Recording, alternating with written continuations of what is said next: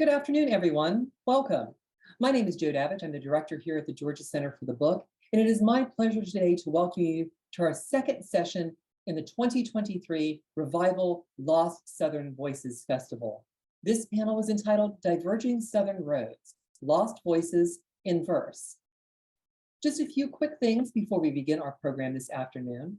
If you would like to ask any of the panelists a question after the formal presentation, we ask that you use the Q&A feature here in Zoom. That way we can keep better track of your questions. You'll find the Q&A button at the top or the bottom of your screen, depending on your device. Please click that button and you type in your questions, and that way we can answer them in turn. We've also enabled the closed caption feature for those attendees that require that particular service. You'll find the CC button at the top or the bottom of your screen, and when you click on that button, you can resize the font to make it easier for you to read and enjoy the program. In the chat section, please feel free to chat with other fellow guests during the presentation. We will also have a link in the chat for our full program for Revival Lost Southern Voices this year, and a selection of 4 further reading books for the festival for you to enjoy and read at your leisure. Right now, I would like to introduce our moderator for today's event. Monica Lee Weatherly is a poet, writer, and professor of English at Georgia State University, Perimeter College. She is the 2021 winner of the Willie Morris Prize for Southern Poetry and the 2023 Key West Literary Seminar Workshop Fellowship recipient, and the author of a chapbook of poetry, It Felt Like Mississippi. Her work has appeared or is forthcoming in numerous literary journals, including Tulane Review, Plain Songs Magazine, Newsread Journal, Merge Literary Magazine, Obsidian, South Florida Poetry Journal, and Auburn Avenue. She is a member of the Georgia Writers Association and is listed in the Georgia Writers Registry. Her writing often focuses on culture and experiences of women of color in the American South. Once again, I would like to welcome you to Revival Lost Southern Voices, a festival for readers which celebrates historically marginalized, erased, and excluded voices. Monica? Thank you so much for that generous introduction, Jo. It is my pleasure to introduce our 3 panelists for Diverging Southern Roads, Lost Voices in Verse. Our first panelist will be Eli Arnold. Eli currently serves as University Librarian and Director of the Philip Weltner Library at Oglethorpe University. After Eli graduated from Oglethorpe with a BA in archaeology, he earned an MLIS from Valdosta State University and worked at the Horace W. Sturgis Library at Kennesaw State University. Active in the Georgia Library Association, Eli served as vice chair and chair of the new Members Roundtable Division before being elected to a 3-year term as treasurer. He currently serves on the editorial staff of the peer-reviewed Georgia Library Quarterly and has presented on libraries and archives at local, national, and international conferences. Eli is also a member of the Society of Georgia Archivists, Society of American Archivists, Georgia LGBTQ Archives Council, and the ARCHE Library and Archives Council. He is also an active member of many university committees at Oglethorpe. Our second panelist will be Danny Bellinger. Danny is a poet and writer living in Atlanta, Georgia, and an assistant professor of English in the School of Humanities at Georgia Highlands College. He is the recipient of the Lucille Clifton Scholarship for the Community of Writers Conference, Poetry Workshop 2021. He is the author of the chapbook, You Can Call Me Johnny Taylor, and his work has been anthologized in Written Here and There, Community of Writers Poetry Review 2001. His work has also appeared or is forthcoming in Borderlands Texas Poetry Review, SN Review, The Wandering Hermit Review, Black Renaissance Noir, Lit Mag, Bear Review, Banyan Review, Rattle, and others. And our last panelist will be Donna Coffey Little. Donna is the founder of Reinhardt University's Etowah Valley Low Residency MFA program.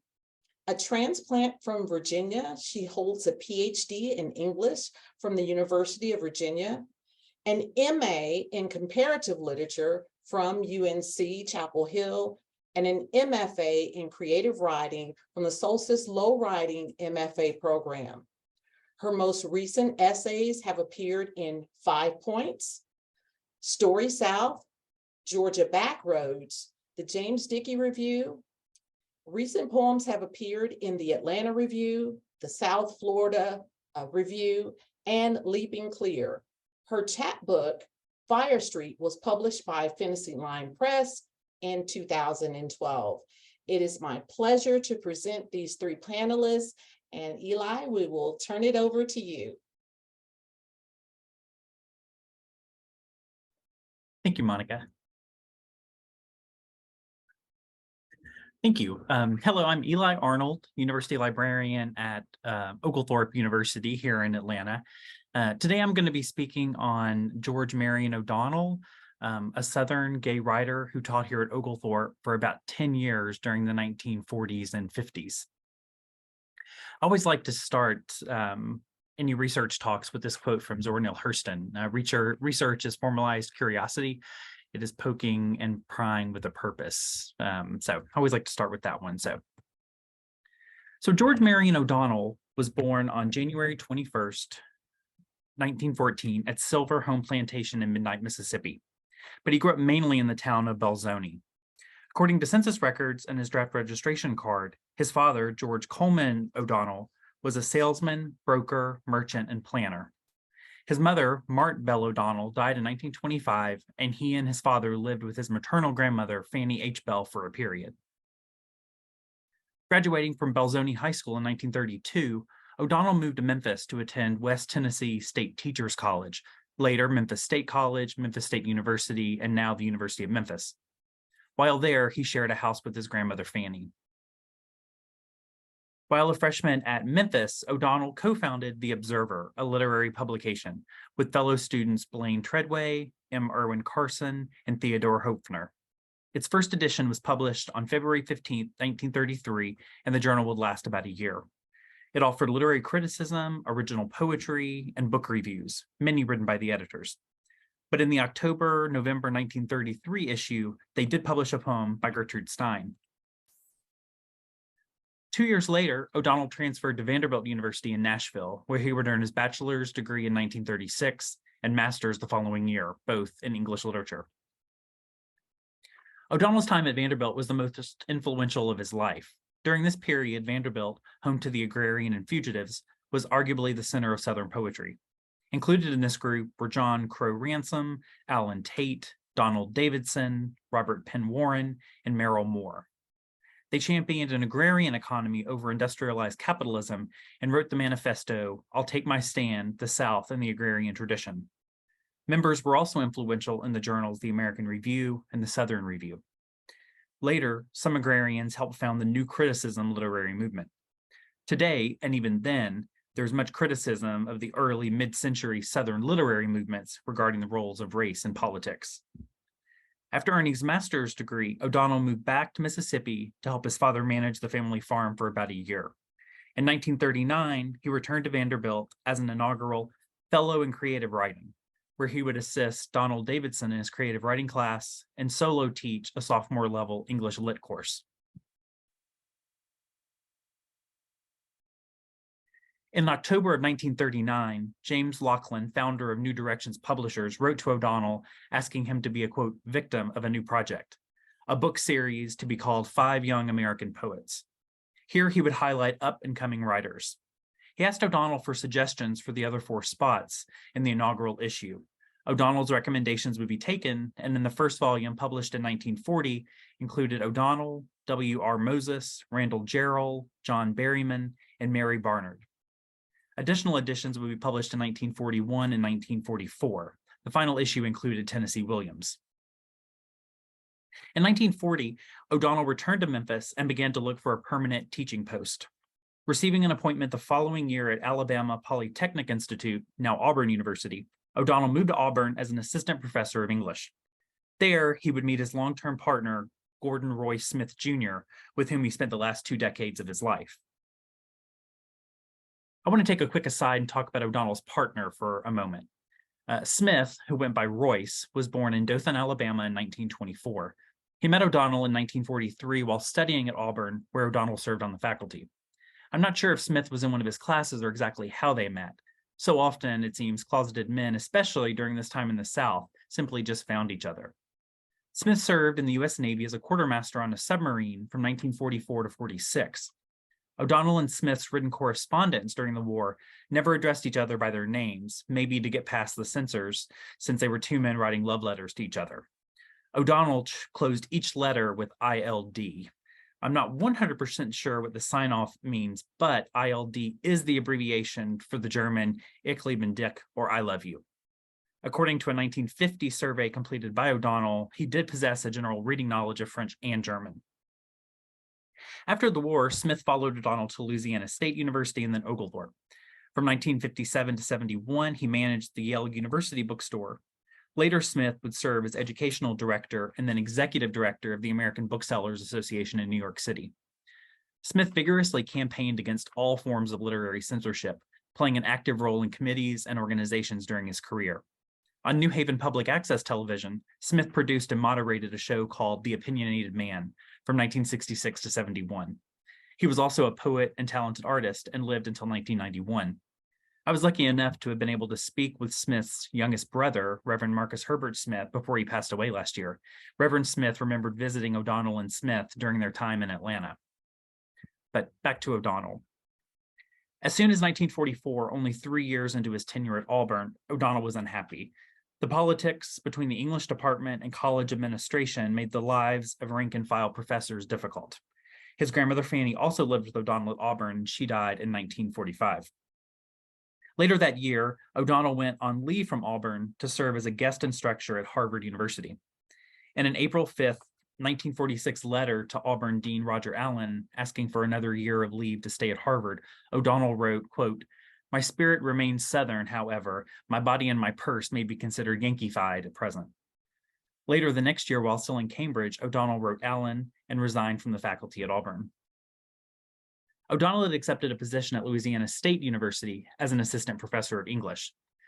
He and Smith moved to Baton Rouge, but would only spend 2 years there. 1948 would mark the beginning of his association with my college, Oglethorpe University. On May 31st, 1948, Wendell H. Brown, dean of the faculty at Oglethorpe, wrote to O'Donnell. Sterling Lanier, an Oglethorpe alumnus and Boston University professor, had told OU's president Philip Weltner about O'Donnell during a visit to Boston. Brown wrote that with the recommendation of Lanier, quote, "We feel that very probably you are the man for us and we the place for you." After that visit with Weltner, Lanier also contacted O'Donnell to share news of the visit and possible impending recruitment. He said that he put in his, quote, 2 cents worth, considerably more as a matter of fact, and said Oglethorpe would indeed be fortunate to get you. Lanier later wrote that Weltner was trying to do some, quote, interesting things and described Oglethorpe as a, quote, a small place that has the advantage of being entirely free of church and state influences and politics, and also aiming at a Catholic, lower C, faculty and student body drawn from all sections of the country. 2 months later, O'Donnell let Brown know that because of his teaching schedule, he could only visit Atlanta when the summer term was over in August, and if Oglethorpe was still interested in him then. He wrote that he hoped Oglethorpe would consider him for the 49-50 school year, and as it turns out, they did. On February 8, 1949, O'Donnell accepted his appointment as a professor in the Division of Human Understanding for the 49-50 academic year. He wrote that Oglethorpe, quote, "is a place at which I can be happier and can feel more of a sense of educational creativeness than at the mass production universities." His salary would be $3,800, about $48,000 today. O'Donnell and Smith packed up their home in Baton Rouge and moved to Atlanta during the summer of 1949. The university provided housing at a reduced rate to faculty, and O'Donnell and Smith moved into 4295 Hermance Drive, next to Wendell Brown and Eve, his wife Eve. Brown had been the OU professor who wrote to him initially.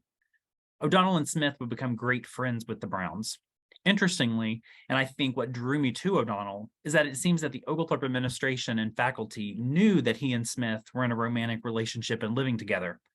Most of the letters to O'Donnell by members of the administration, fellow faculty, friends, current and former students, and fellow poets mention Smith, often warmly, and request to give him my regards, love to him, etc. I want to make a quick aside into Oglethorpe during the 1940s. In 1943, OU refounder and president since 1913, Thornwell Jacobs, was forced out by the Board of Trustees. At the time, Oglethorpe had a medical school that required accreditation, and Jacobs refused that process. After firing Jacobs, the trustees brought in Philip Weltner to basically save Oglethorpe.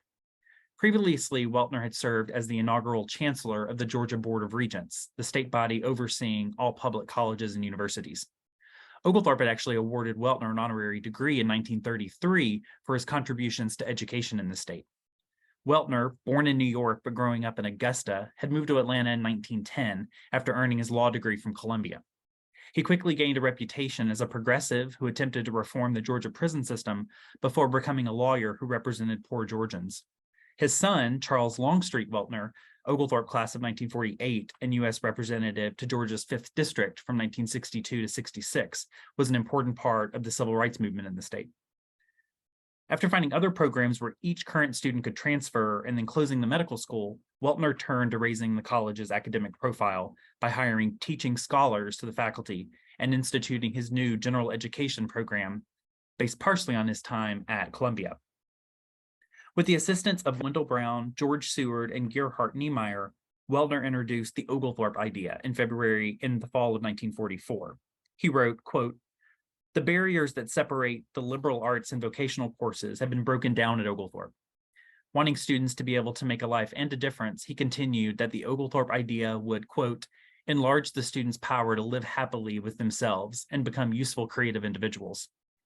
Though it has changed and evolved over the years, Oglethorpe still prides itself on our core program, a highly focused and unique set of classes that all students take. In fall 2024, we'll be celebrating its 80th anniversary."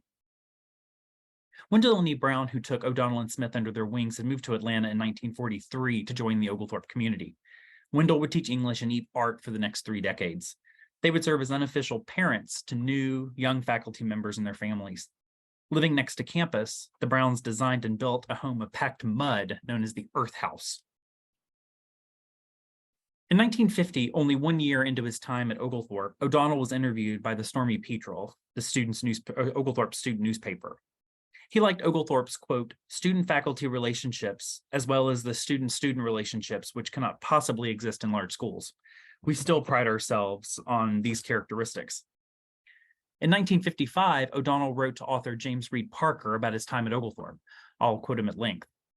"I have been here on the faculty of Oglethorpe as a full professor for 6 years, a tenure member of the faculty for 5, chairman of my division for 2. Oglethorpe is a small liberal arts college with a faculty ratio of better than 1 to 10 and with a fairly unconventional program. We aren't too different from Wesleyan in our way, though our approach is different. Anyway, 50% of the work is in required common courses. We are located on the edge of Atlanta on a 600-acre campus with many wooded acres. So we have all the advantages of the country and of the city at the same time.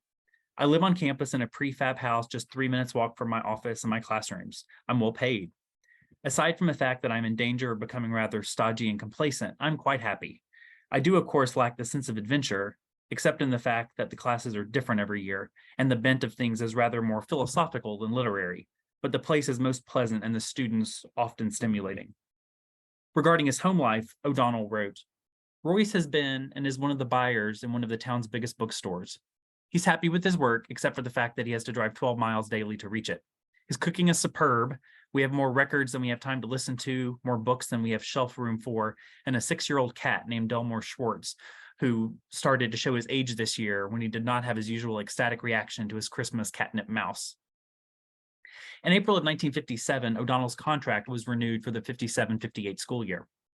He would be promoted to associate professor and earn $5,030, or about $54,000 today.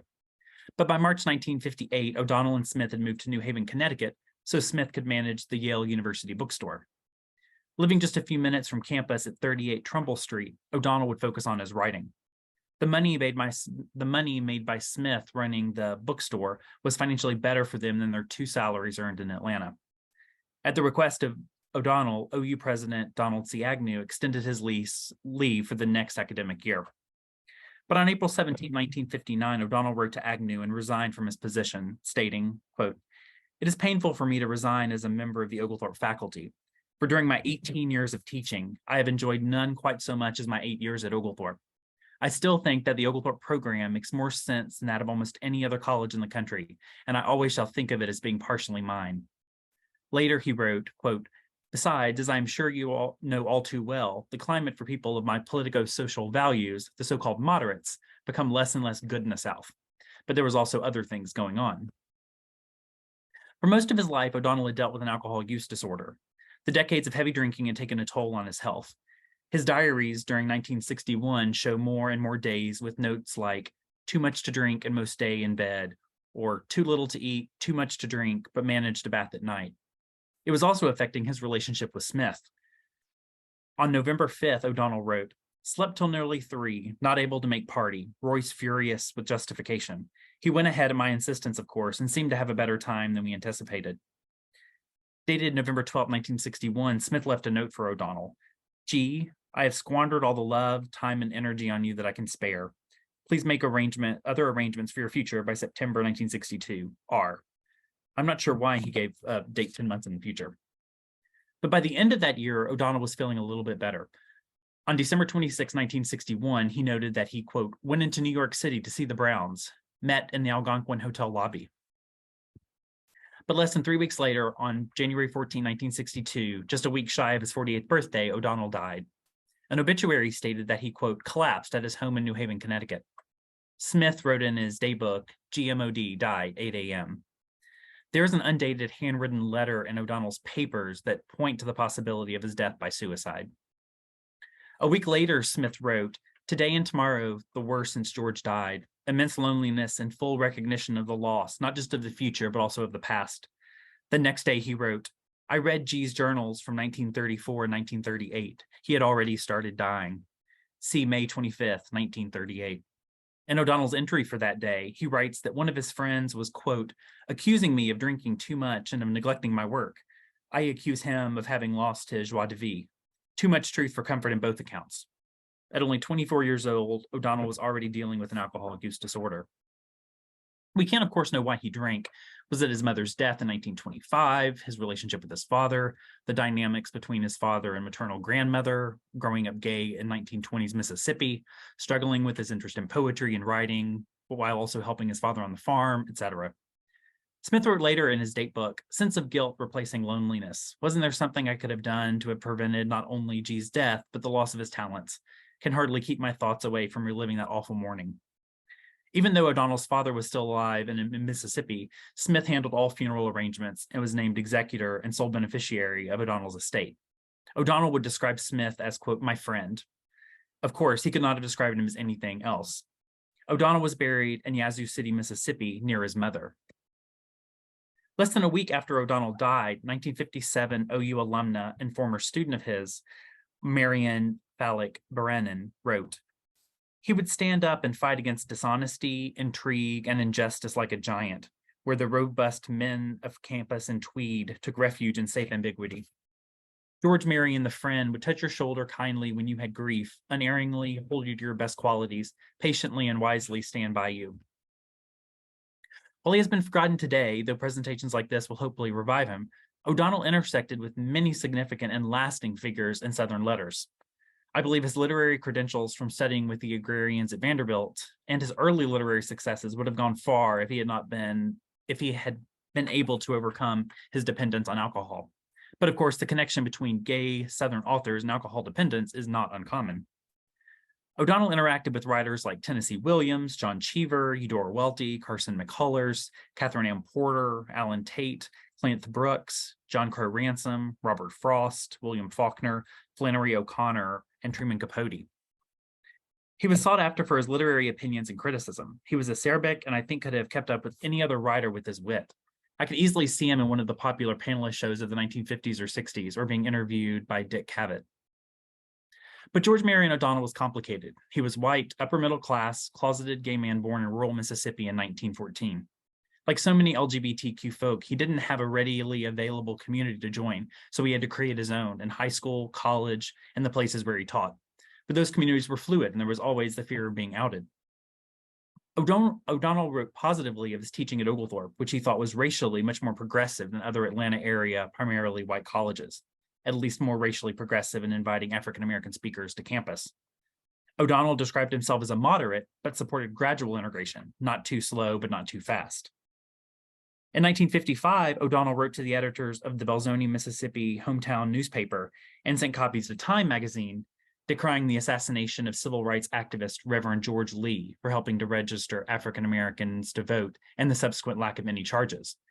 But he also kept a picture of his grandfather in his Confederate uniform and his Confederate sword above his desk in his office, commemorating his Southern roots, and would echo some lost cause narratives of the post-war South. O'Donnell wrote that poetry is to project the total quality of a recognizable human experience. His human experience, his life, like all of ours, was unique and cannot possibly be summarized here. But I do hope that you've learned something today and may want to explore O'Donnell or other Southern voices that have been lost further. Here are my sources. And I would like to thank the staff at the archives at Washington University and Vanderbilt University, and also Nancy Arnold, my mother, and Donna Spicer, my aunt, for taking a research trip to Vanderbilt to scan some items that I missed. And finally to Anthony Van Loo, an archive student assistant here at Oglethorpe, for helping me scan images, creating the PowerPoint, and making sure I pronounced Dothan correctly. Thank you. Thank you so much, Eli, for bringing to the forefront the lost Southern voice of George Marion O'Donnell. We'll have some questions for you at the end of the session. Danny Bellinger will be our next panelist. Danny?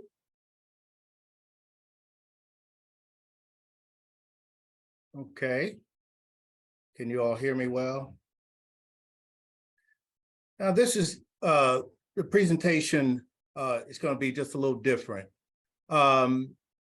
And I'll be doing some reading at the very beginning before I actually go through some of the screens. But so I just want to share a few things with you before we get into the presentation. I just want to thank Allie and the Georgia Center for the book, and the Georgia Highlands College Humanities faculty for joining me today, for all of the support. I chose Sterling Brown, a poet from the Harlem Renaissance. Sterling was a complicated individual, to say the least. He never jived well with the title, the Harlem Renaissance. He preferred calling it the Negro Renaissance, or the Negro movement, because everything wasn't centered around, or all of the writers weren't huddled there in Harlem. It's very critical about that. But Brown was born in 1901, and 36 years after the end of the Civil War and Emancipation Proclamation. And he was born to a preacher and a former slave who was personal friends with Frederick Douglass, Paul Laurence Dunbar, and W.E.B. Du Bois. His father worked his way through Fisk University, Oberlin College Seminary, before becoming a professor at Howard University. It's also the place where Sterling wound up teaching, but where he grew up, spent a lot of time. And some of the students of Sterling Brown were later Black Arts Movement students, Leroy Jones, who later became Amiri Baraka, Larry Neal, who was a very well-known Black Arts Movement poet who died early on. And even the conservative economist and theorist, Thomas Sowell, was one of his students. Sterling Brown was educated well at prestigious universities like Williams College and Harvard University. But one of the things you really should know is that he thought the scholarship he received to attend Williams was a token one. even if he graduated top of his class at Dunbar, and he did. And it was something that Williams did every year to provide a scholarship to this top student at Dunbar, which was a wonderful place where he studied.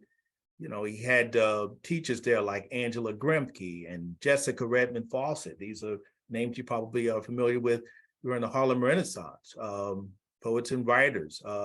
Frederick Douglass's grandson, Haley Davis. These were all people teaching there. And he and other Black students were isolated at Williams. So I think part of the reason he said what he did early on about, you know, just not being so happy about the scholarship was because of that isolation. So even though he was there were some other Black students there. They were isolated from all of the other students. But it allowed them to do some other things. You know, Sterling early on had an interest in blues, right? And so some of the Black students there were not as open about their desire to listen to the blues. And so, and Sterling was, you know, so, so the activity of listening to the blues was more clandestine than anything, because at the time, and at Williams and probably a few other places, and I can definitely, I know it wasn't just Williams, it was considered, you know, barrel house music. So Brown's early teaching background and literary influences, you know, they were varied. They were varied. In 1929, when he showed up at Howard to teach in the English department, you know, Mordecai Johnson had already become the school's first Black president. So as I said, you know, earlier, you know, his father was a preacher. And so you see Brown, and I need to share my screen, and I apologize, I'm not sharing my screen, and I wish I'd.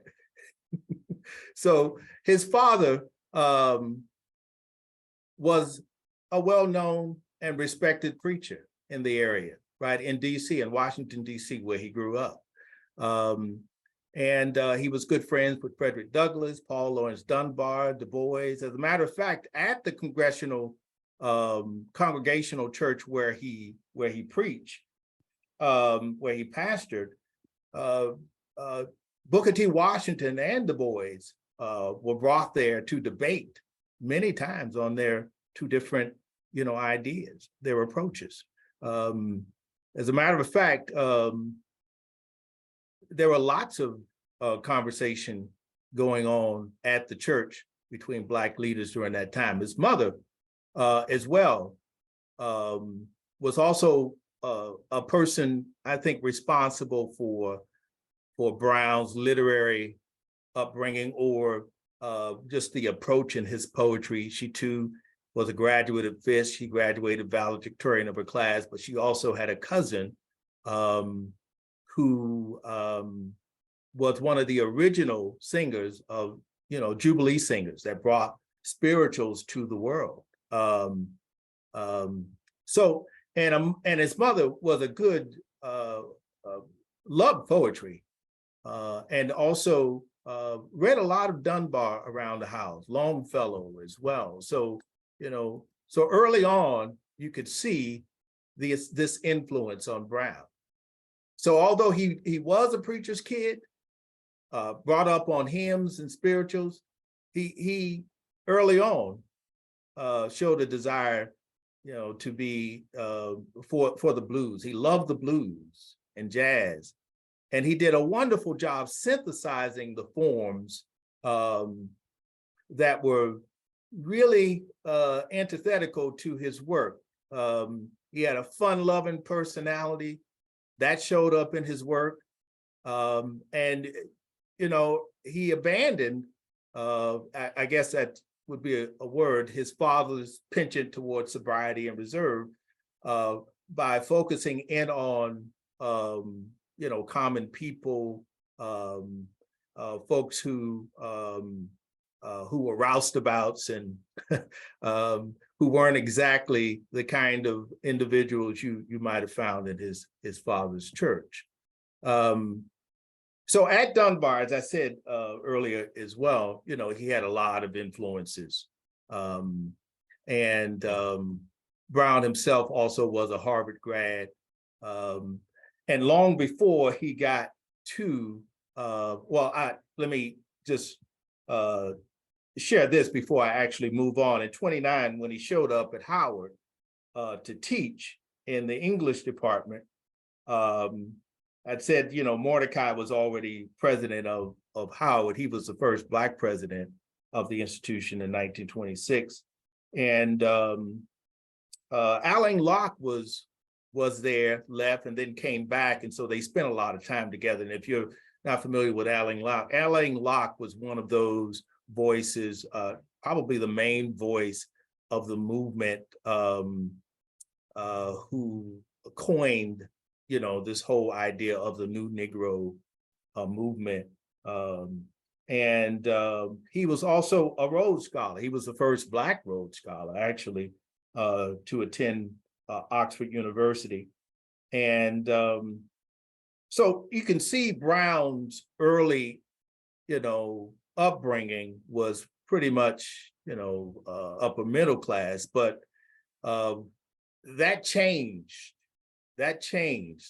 And you could see his interest changing while at Williams, and some of the influences he had there at Williams. Some of the professors who talked to him, or some of the classes he was in, where professors talked about that whole critical realism, and even introduced them to American literature. And during this time, American literature wasn't considered,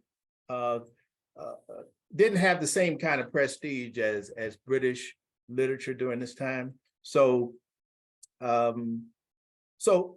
his background is fascinating. So after being introduced to critical realism, which and American literature, like I said, which was less respectable during that time, he also got a hold of the images. People like Amy Lowell, Carl Sandburg, and others, Robert Frost. So he read widely the images, and I guess the realists, not so much the naturalists, but certainly the realist, he liked the idea of trying to capture the image of things exactly, clearly, and with considerable concentration. And you can see that in his poetry in just a few minutes that we're going to get to. And so in Frost's poetry, he found a poet who was concerned with the lives of people. So I think of the mending wall, the conversation between the two neighbors. So eventually Brown was influenced by, his father and Carter G. Woodson, the father of Black History Month. Once again, you can see the pedigree here, to try his hand at some teaching. And that's how he actually got himself to Virginia Seminary in Lynchburg. This is where things changed for Sterling Brown. I think this is the pivotal moment for Sterling Brown. And while in Lynchburg, he found a world of people that interested him. So they were rural community people, and they were steeped in spirituals, blues, aphorisms, lies, superstitions. It was a folk life in the foothills of Blue Ridge Mountains, right? And this is what Sterling was drawn to. This is what he loved most. And it was those folk who taught him about folk humor and, fortitude. So when Brown gets to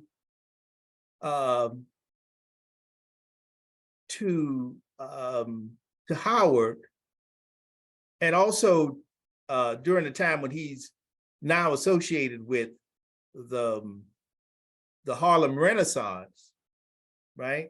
And I I just wanted you to see the new Negro movement here because he preferred that term, so I'm using it here. There was something else going on too. So in 31, let me back up because I'm moving a little too fast. So let me just say that, and I just want to harp on this for a little while longer. The fact that Brown hated the name, the Harlem Renaissance movement. He thought it was too limiting, right?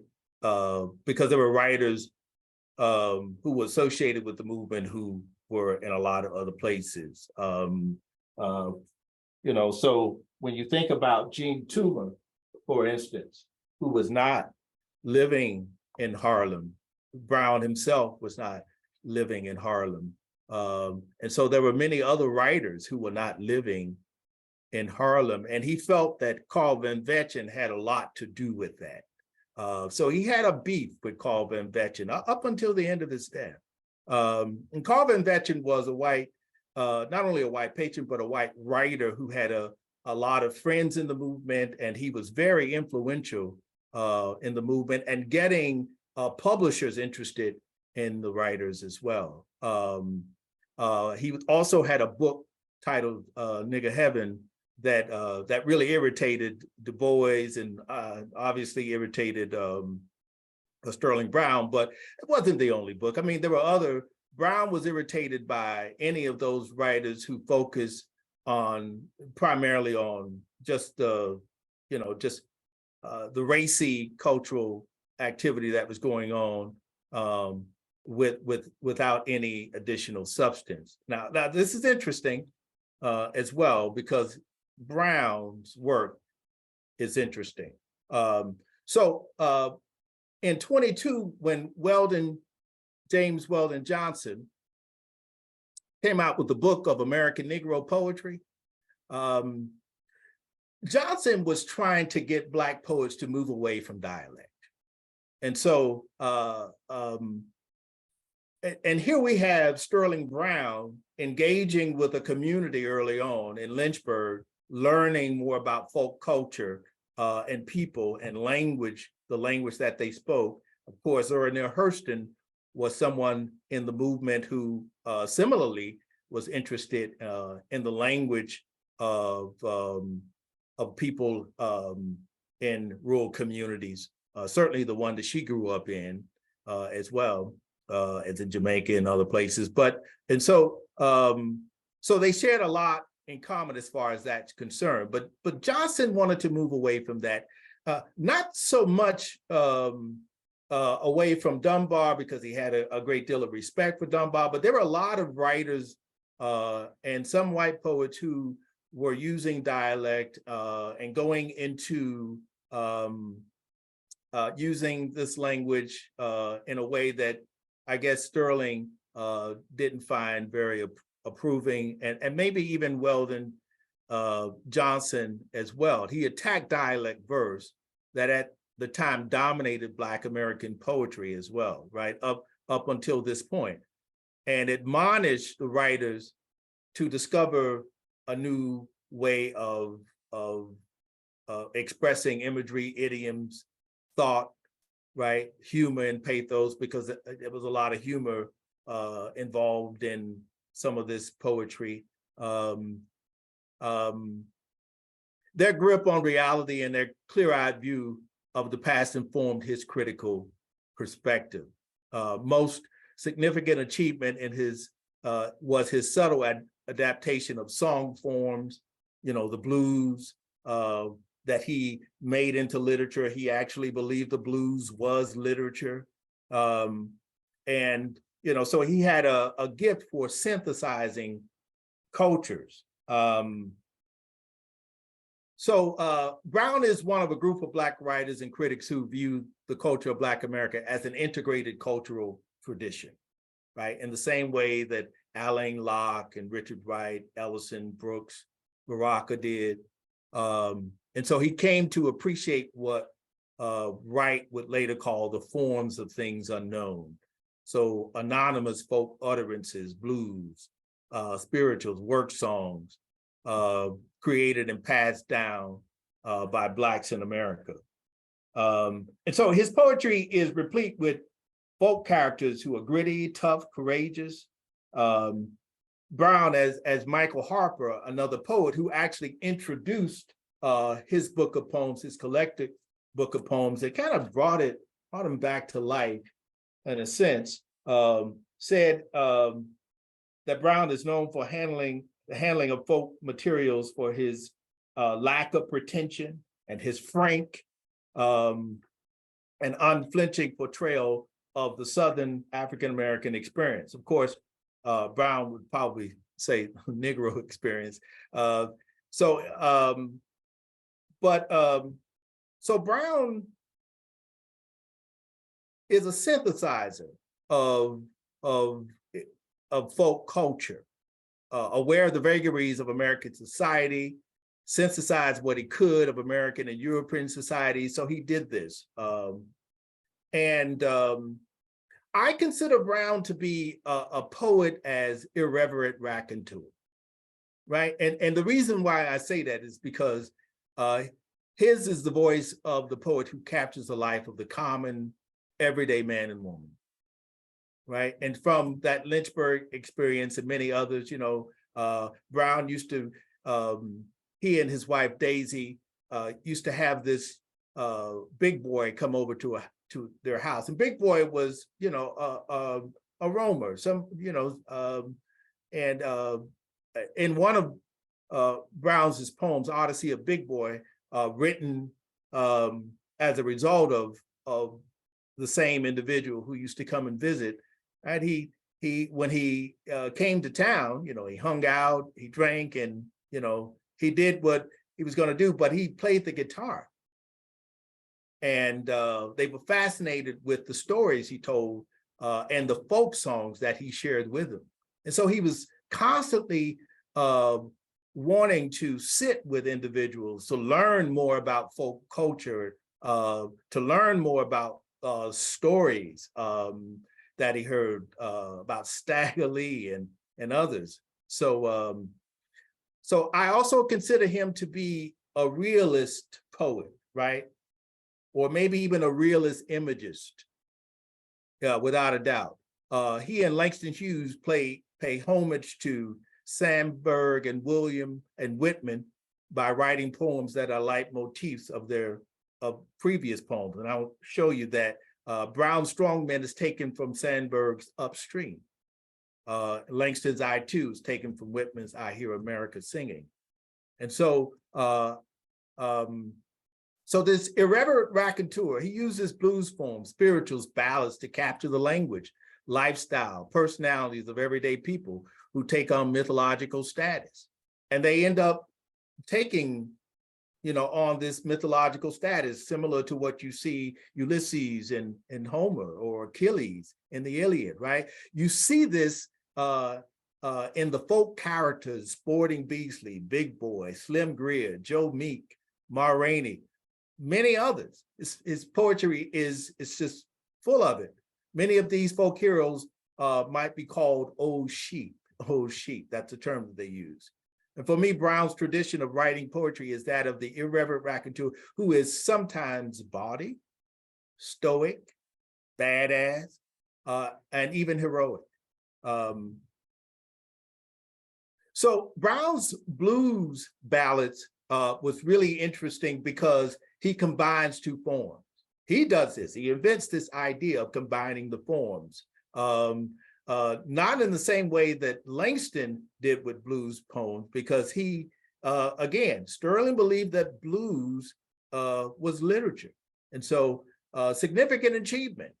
Brown's blues are infused with the ballad. So what he does is he brings together blues and ballad, right? And so this ain't Poe's ballad. The blues ballad was held a literary phenomenon, distinctive as Wordsworth's lyrical ballad, right? If you remember, it combines the narrative framework of the ballad and the spirit of the blues. And so another thing is, you know, what you need to know about ballads, right, and blues folk heroes. You know, with the abolition of slavery and the prospect of freedom, so Black folks started composing songs about the virtues of their heroes. Right now, they feel more open about doing this, right? So the kind of blues ballads that Brown is drawing on, you can see in some folk heroes like John Henry, and many know the John Henry, you know, song and story. You know, John Henry was a man, right? And Stagger Lee, which is also a very popular song sung by many blues artists, folk artists. I think a lot of blues artists were considered folk before, like Muddy Waters was considered folk before it was blues. Mississippi John Hurt, probably more folk than he was blues, but you could hear a lot of that in the music.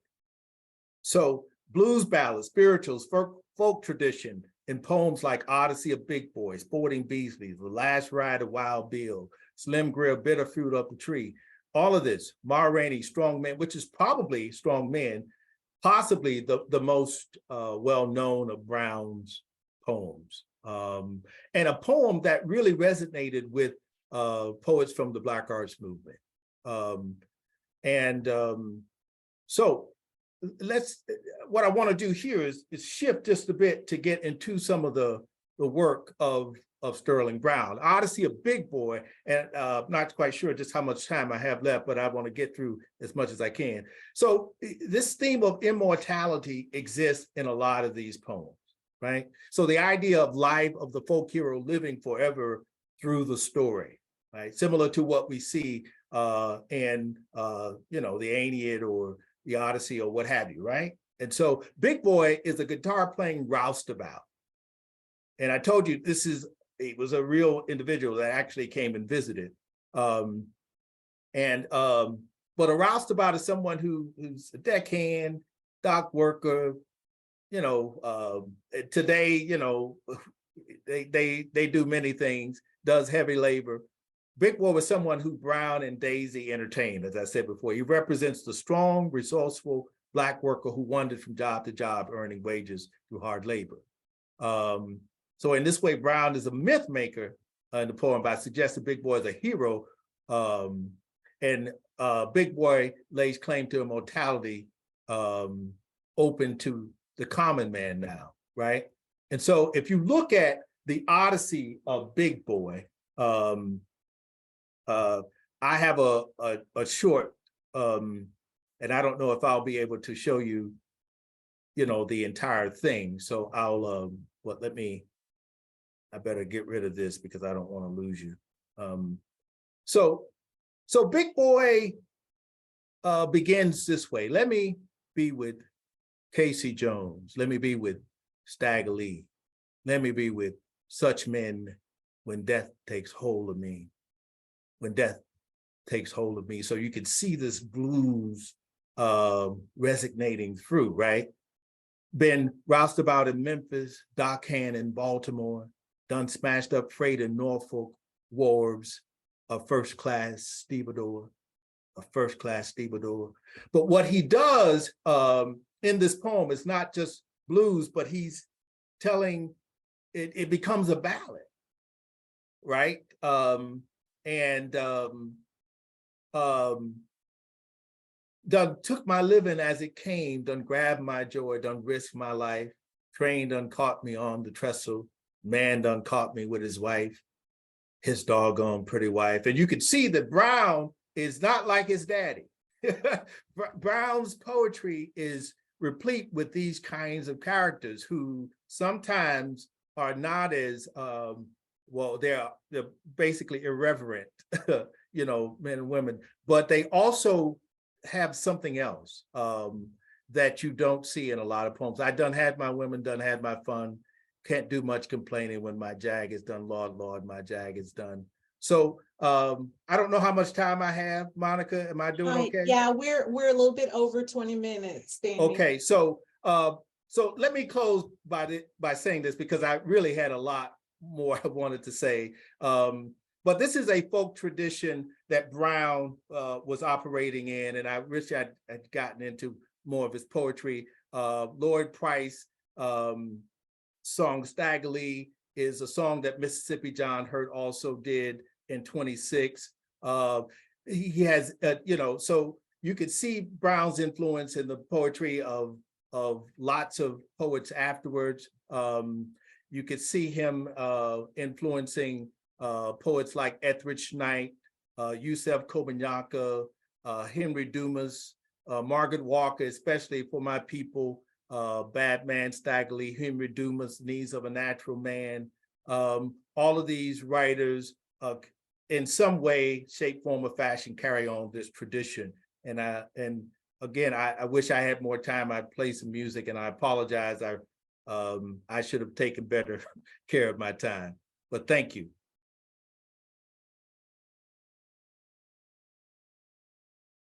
Thank you so much, Danny, for reviving the lost Southern voice of Sterling A. Brown. We'll have some questions for you at the end of the session. Our next panelist is Donna. Are you ready? Yes.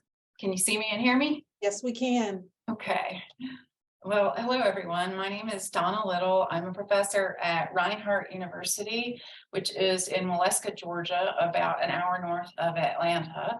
And I'm going to talk to you today about a poet named George Addison Scarborough, who lived from 1915 to 2008.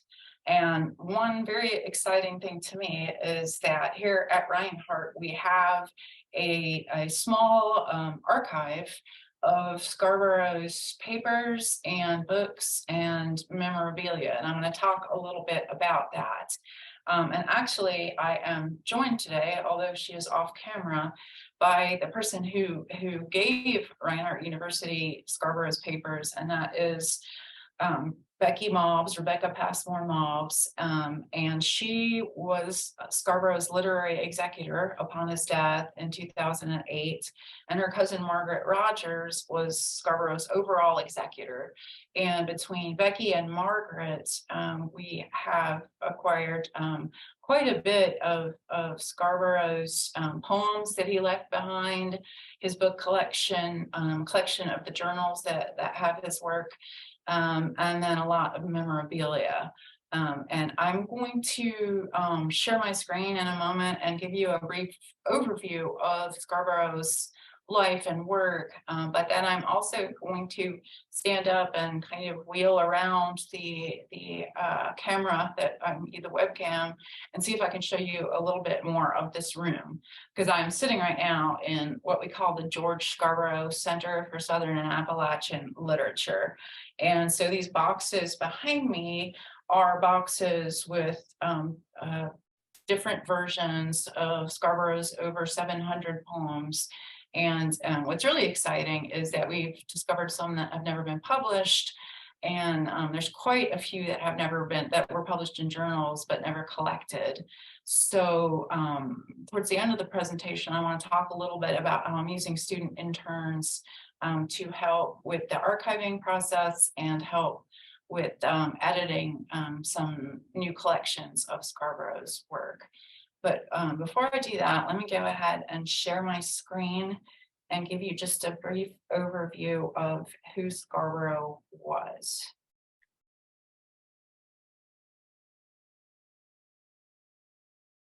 Oh,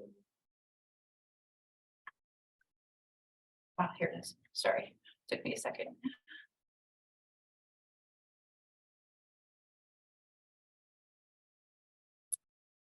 All right, let me get this to the beginning and do a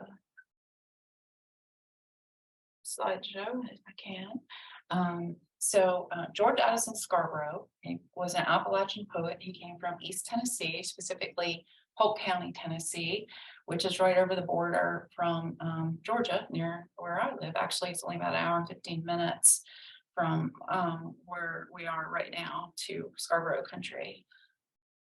So Scarborough lived 1915 to 2008. Polk County is definitely an Appalachian place. It's still rural to this day. It is where the Ocoee and Hiwassee rivers come together. It was a very important place in Cherokee history, which I will mention briefly. Today, the Cherokee National Forest, oh dear, the lights went off in the room, and I would have to stand up and move around to make the lights come back on. There they go. Yes, so the National Forest takes up quite a bit of Polk County today, and Chilhowie and Star Mountains were two of the mountains near where Scarborough grew up that are now part of the Cherokee National Forest. You may have heard of Tellico Plains. That was an important Cherokee location. It's just on the other side of these mountains from where Scarborough grew up. And it was at one time the heart of the Cherokee Nation. Before the Cherokee people were sent on the Trail of Tears in 1838. Fort Cass, which was one of the major Trail of Tears routes, was in this same area. And in fact, as I'll touch on very briefly later, Scarborough himself was part Cherokee. Scarborough was very much a self-taught person in that he grew up in a family where his father was a sharecropper. They moved from house to house every year. They were extremely poor. Most of them were not very educated. Scarborough was the only person in his family to make it past the 8th grade. And very significantly, Scarborough was gay. And growing up in Polk County, Tennessee in the 1920s and 30s, it was not an easy road to be gay, particularly in this family where his father was very overbearing and harsh and cruel. Scarborough himself was, he was a small man, he was bookish, he was brilliant. He was definitely the ugly duckling that did not fit in with the rest of his family, even though he was a beautiful swan, but they did not see that. And a lot of his poetry deals with the Appalachian landscape. A lot of it deals with sharecropping, and a lot of it deals with the family dynamics. Not much deals with his sexuality until his very late poems. I think that, you know, for obvious reasons, he stayed fairly closeted for much of his life. But towards the very end of his life, he published a book of poems called Under the Lemon Tree. And he used the persona of the Chinese poet Han Shan. And in that book was the first book and only book where he kind of wrote somewhat openly about his sexuality. But he was a brilliant student. He went on to pursue a BA and an MA. He was a teacher and a professor in various schools and colleges in the state of Tennessee and beyond. He published 7 books. The first several were actually with the New York publisher E.P. Dutton. And then later in his life, he published with Iris Press. Except for maybe a year or so, would you say, Becky, when he went to teach in Indiana? Or was it Indiana or Illinois? He set out for a teaching job in one state that started with an I, but he ended up he got on the wrong bus and ended up in the other state that started with an I. And he just stayed and taught there and was very beloved by his students. One really cool thing that we have is letters that his former students wrote to him about how much he meant to them as a teacher. And that's something that we really treasure. Ironically, even though his family pretty much disowned him, and except for his mother, really didn't want to have much to do with him, but he really never lived more than about 70 miles from where he was born, except for that brief time teaching out of state. So when Scarborough passed away in 2008, like I said, Becky Mobbs became his literary executor, and her cousin Margaret Rogers became his overall executor. His family really didn't want to have anything to do with continuing his legacy. And so thank goodness for Becky and her cousin Margaret and Margaret's cousin Sam, they gathered up everything that Scarborough had left behind. And Becky had already been involved with his poetry, and she was the editor of that final book that I mentioned, Under the Lemon Tree. And so she did some further work in organizing the papers that he had left behind. But she realized a few years ago that she was getting older, and she wanted to make sure that Scarborough's papers and books and belongings and memorabilia were somewhere where they would be valued and taken care of. And that's how we came to acquire it. We were very lucky that our now president of Reinhardt University, Dr. Mark Roberts, he had a career in Appalachian studies, and he had done some work on Scarborough, and he knew Becky Mobbs. So it was just very fortunate for us that we had that connection. And then because we also have an MFA in creative writing, we have students who can work on this with us. And so actually I've had both undergraduate interns and MFA interns helping me to archive his papers and catalog the books and the journals. And we still have quite a lot of work to do, actually. And I really want to meet Eli after hearing his presentation and understanding that he is not only an archivist, but an archivist who's interested in LGBTQ studies, because that's what we got here. So I'm gonna send him an email, get him to come up here and offer some advice on what we need to do to keep archiving the materials that we have. I'll show you a few pictures of Scarborough. Go to the next slide. Not. My computer's being a little weird for some reason. Let's see if I can. I'm so sorry. I don't know what my computer. Let's do. There we go. Scarborough was an incredibly handsome, like movie star, handsome man. I love this picture with the daffodils. There he is. Well, that's probably high school, I would think. There he is a little bit later in the farmyard. He grew up doing farm labor, basically, although his father made fun of him because he did not live up to his father's standards. There's him much later at his house at 100 Darwin Lane in Oak Ridge, Tennessee. There he is. I'm not sure what school this is actually, but there he is teaching. There he is.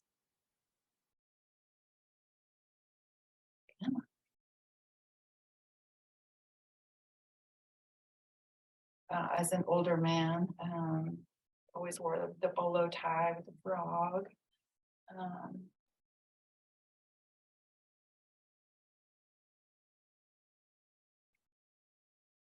There he is with his typewriter.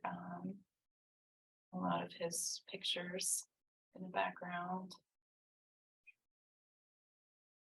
There he is with his mother and father. You can see they look a bit grim. He did love his mother. His mother was nurturing and encouraged his love of poetry. Father, not so much. That's Oscar Scarborough. He was, maybe worn down by a life of being a very poor sharecropper. That's Oscar Scarborough again. And interestingly, it's Oscar Scarborough who does have the Cherokee heritage. And Scarborough writes about that a fair amount, I would say, and definitely describes his Cherokee father.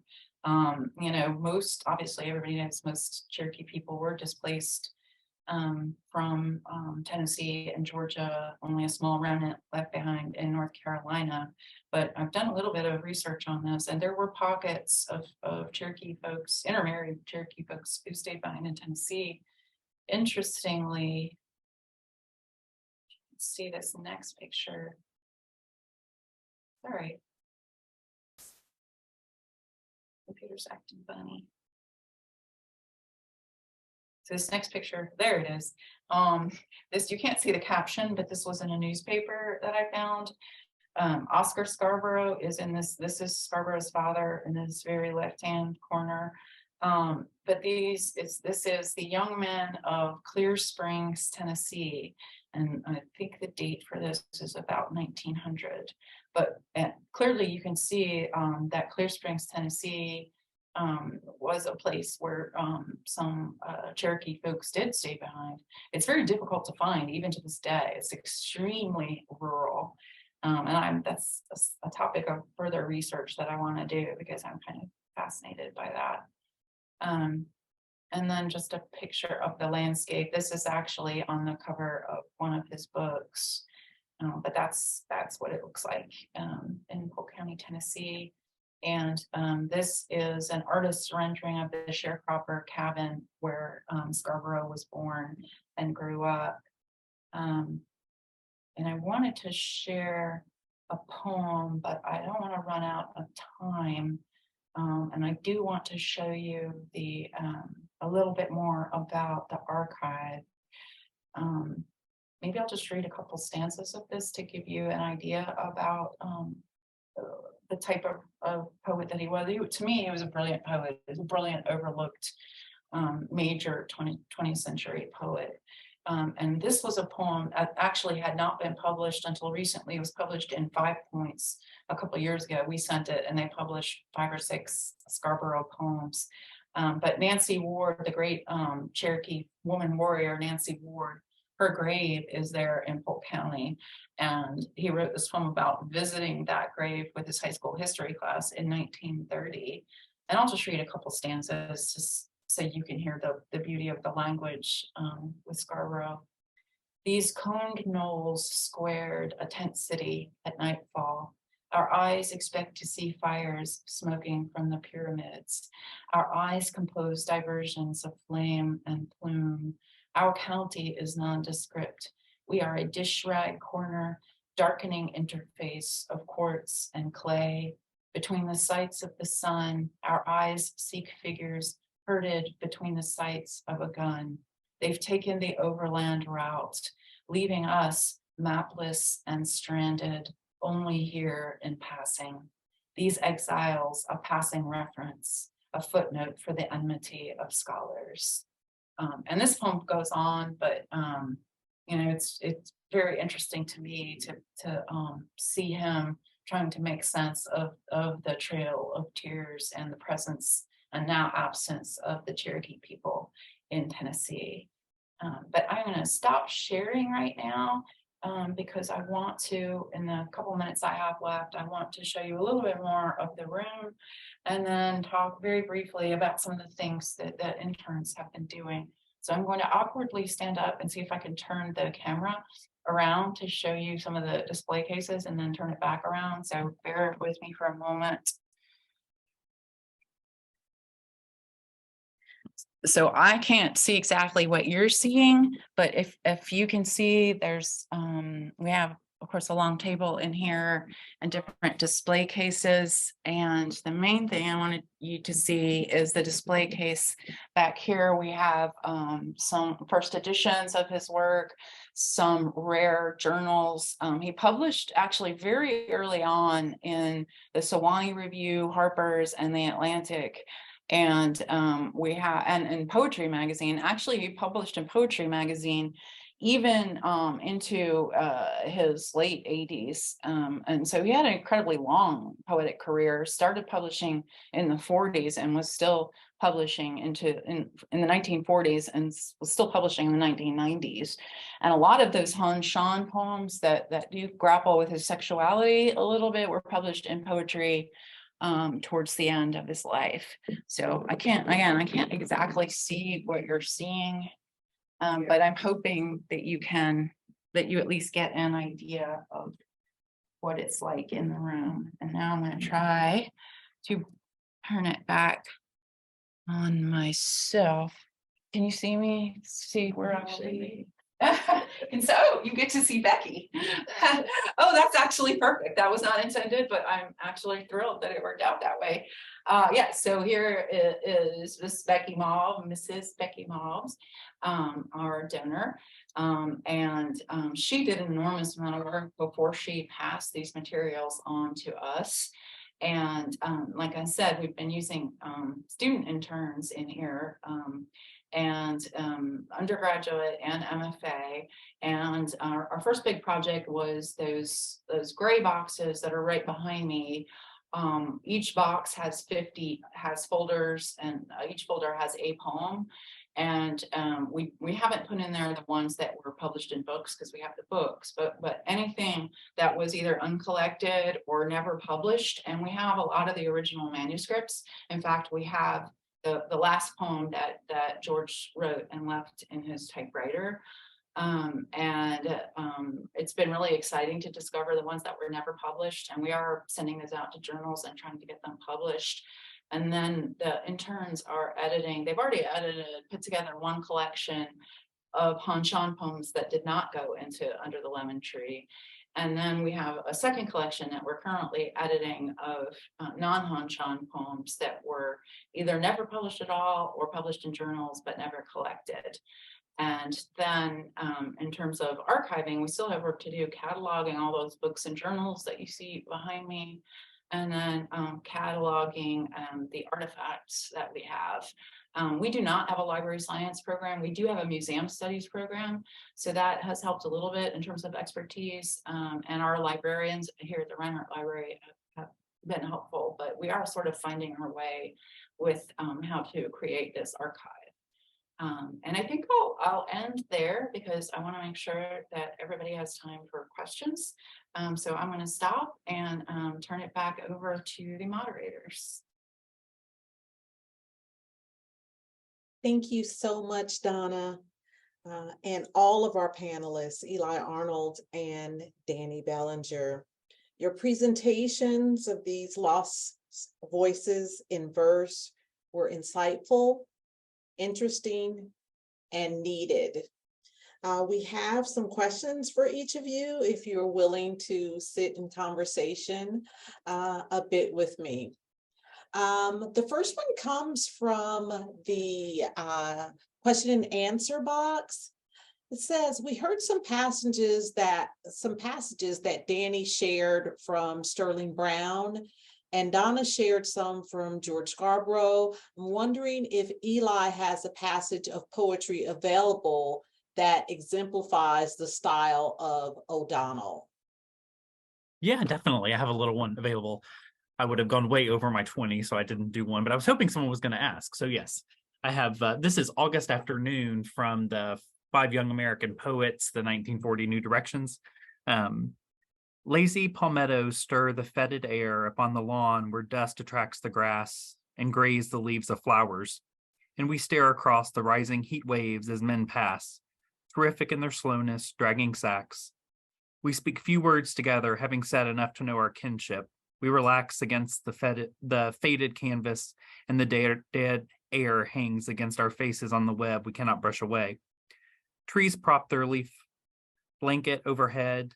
A pecking neb denies the compensation born of grief. Fragments of matter seeking to outrun the apodictic menace of the sun. So he's, yeah, very different than the agrarians, even though he studied under them, you know. Another question. This question is for Danny. You talked a great deal about Brown having a gift for synthesizing Black culture through verse. And I think you started right at the end of your presentation talking about some poets that were distinctively influenced by Brown, either directly or indirectly. So I wanted to know if you could see if you knew some contemporary poets that had that Brown influence. You know, first thing that comes to mind when we talk about that, the use of the blues in poetry is Cornelius Eady. So Danny, I wonder if you could speak to that. Yes, you know, recently I listened to a conversation about Brown that Cornelius was a part of. As a matter of fact, in my preparation for this talk, I listened to that conversation. It was a wonderful one. Cornelius Eady's chapbook, You Don't Miss Your Water, is a chapbook that is very much in that same tradition, as he's talking about the death of his father. But you also see this in the poetry of Yusef Komunyanka, a Pulitzer Prize winning poet who's a little older now, but in his book of poetry, D.N. Kaidao, crazy, people, but it's a war poetry. And one of the poems in it is titled Combat Poem for Jody, I think it is. And Jody is a mythological character, right? In that folk tradition, who comes around to spend time with someone's wife, or, when they're not around. And a lot of military folk told this story about Jody when they were away at war. And even in you could see more of it in Margaret Walker, who started really as a poet before she became known as a fiction writer.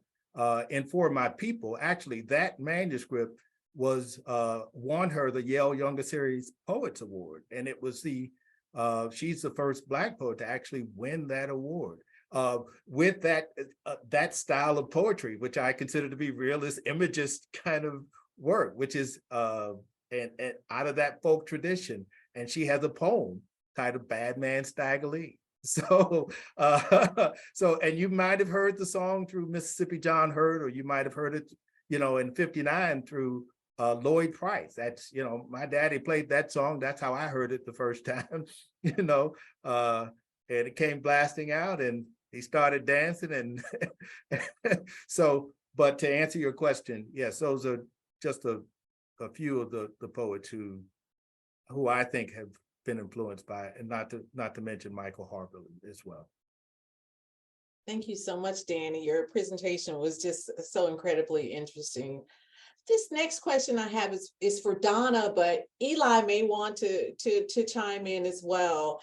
Donna, I wonder if you could walk us briefly through the archiving process and just speak of the importance of archiving the works of authors. I was just in Key West, and I had a chance to visit the Hemingway House, and just the preservation of literature. Can you talk about the importance of that in our communities? Absolutely. I mean, if Becky hadn't stepped up to really start this process after George passed away, we wouldn't be here having this conversation, because the problem is that if nobody does that work, then these lost voices are permanently lost. And so I think the archiving is the way to keep those voices from being permanently lost. And then also, like I mentioned, we keep finding poems that were never published. So, you can't even assume that all of an author's work has gotten out there yet. I mean, it may not have. In Scarborough's case, it hasn't. And so, we also have different versions of the same poem, which is a really interesting process then, especially for the students who are interns, like comparing and contrasting the different versions, kind of like Emily Dickinson's poems, only maybe not quite as bad, but I mean, poets have on their manuscripts, they have scratch outs, they have notes, so it's pretty fascinating to look at those and what you can learn from that.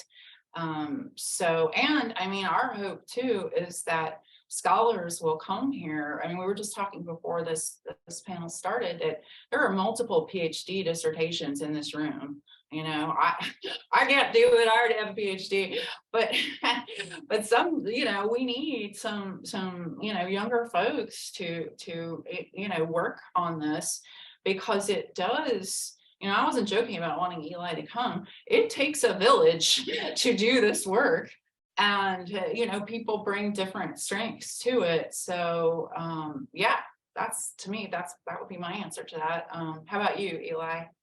Right. Yeah, I completely agree. And especially with marginalized voices, just like you said, if it doesn't end, if your Becky hadn't stepped up for the Addison papers, Scarborough papers, they'd be gone. Luckily George Marion O'Donnell, his partner who he had, decided, I'm going to give his papers to Vanderbilt and then give more to Washington University, but that often doesn't happen. Either the family destroys them, or they don't understand the importance of them, or they don't have kids, or they may have nieces, nephews that have no idea or are ashamed of them. So it's so often, and so many voices have been lost throughout history that are marginalized, that when one does end up in an archives, like Scarborough or O'Donnell, it's extra exciting because it is there and it hasn't been lost, but it still has to be discovered. But it's there, at least preserved somewhere, so it's so exciting when that does happen. And you can hear these voices that are marginalized and aren't a part of the canon of, mid-century, poetry, especially in the South. Yeah, I want to throw in here one happy thing, actually, which is that last summer we had a symposium, a day-long symposium on Scarborough as part of our MFA residency. And we invited a lot of people, including some Scarborough family members. And for the first time, a Scarborough niece came with her husband and her daughter. And they were so moved and, really kind of celebrated him. It was the first time that his members of his family had celebrated him. It was just a deeply moving and wonderful thing.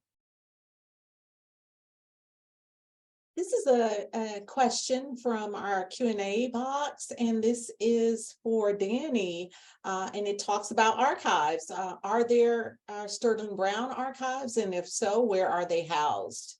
Do you know that, Danny? That's a good question. I'm not sure. I do know that Michael Harper, who was head of the writing program at Brown, spent a lot of time working on the collected poems of Sterling Brown, because there wasn't, and I know that he was the first to actually do something to this extent. I would imagine his papers would be at Howard, but I can't say that for certain. I do know, after listening to a conversation with Cornelius Eady and his daughter, that there is an estate, and I do think that they have some of his property, and it seems as though they're allowing people to come in and take a look, but that's as much as I know about. There are some poems of his that have not been published, and maybe someday soon, somebody will do the difficult work, Donna, Eli, and do that. Last questions, and this is for each of our panelists. I wonder if you all could take a few minutes and just talk to our audience about the work that you have forthcoming, how we can follow some of the important work that you all are doing with our Lost Southern Voices, and then we'll conclude our discussion for today. Eli, could you tell our audience about some of the work you have forthcoming, or some of the work that you're doing with Lost Southern Voices? Yeah, sure. As I mentioned, I've work at Oglethorpe, an alum, and work at Oglethorpe. So Oglethorpe, we're a tiny school, but we were kind of at the center of the mid-century poetry movement. It's really interesting, of like all these people that intersected with Oglethorpe. And so, something that I'm really interested in is finding those folks and making those lost voices more well-known, and then, being able to use our own archives here and our own, students and our student assistants to kind of help them experience that, because students love the archives. As soon as they get in one and they see these primary documents and they touch these things, students really fall in love with that. So I'm lucky here at Oglethorpe that I have the support to do that, and a lot of students that are interested. So I really try to bring in students. So maybe we'll have, the next generation of archivists can go out and discover, these other Lost Southern voices. Annie, can you talk about some of the work you have forthcoming, or what you're working on currently? Well, I'm a poet, And I approach things in that way a lot. I realize how much I've been influenced by Sterling Brown and the whole folk tradition in poetry with blues and ballads. I realize that my work has a lot of it in it, even Staggerlees. And so here's also one other thing. You know, I realized after studying Sterling, right, that there is so much more that can be done to help students know who this poet is, and also not to just see him as an African-American poet of the Harlem Renaissance or the Negro Renaissance movement that he would say, but as an American poet, right, who himself was steeped in imagism and realism, who even though his background was upper middle class, decided that wouldn't be his focus. And so I was moved by that. And there are others, other poets outside of Sterling, and maybe I'll have an opportunity to teach a course, maybe at Highlands around Sterling and maybe others.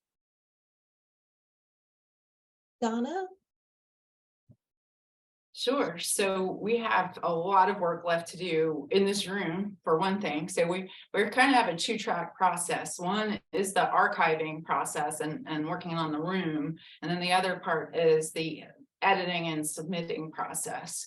So in the room, I have an undergraduate intern right now who's a museum studies major.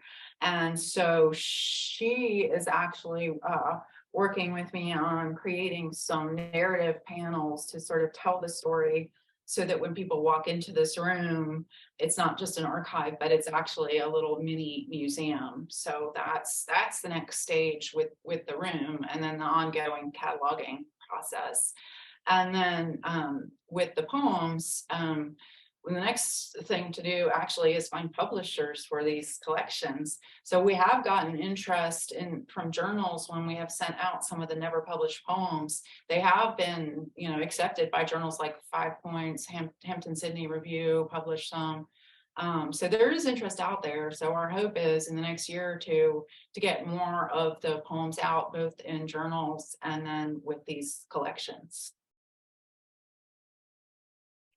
Thank you. And for those who were interested in the Sterling Brown archives, I believe there is a link in the chat for you that you can copy and paste to find out a little bit more. Eli, Danny, Donna, it has truly been a pleasure to sit in conversation with you, to listen to your presentations, and to, of course, learn a little bit more about Lost Southern Voices in Verse. Thank you so much for doing this and presenting this panel. It has been indeed a pleasure. Thank you so much. Thank you so much. Thank you. Really appreciate the opportunity.